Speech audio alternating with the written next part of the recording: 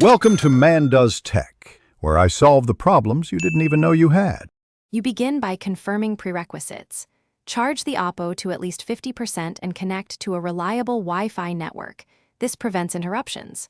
Once done, open Settings, then scroll to Software Update. You want the phone to check online. Make sure you have backed up essential data to cloud or PC so you can restore if anything goes wrong.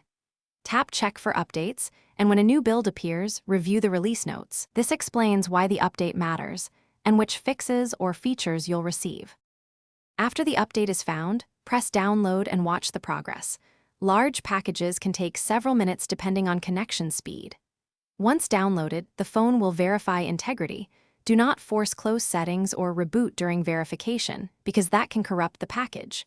When verification finishes, select Install Now or Schedule for later. Installing requires a reboot, so pick a time when you won't need the phone. The system will apply the update, reboot automatically, and optimize apps. Remain patient until the home screen returns. Once the device restarts, verify the new software version in About Phone to ensure the update completed.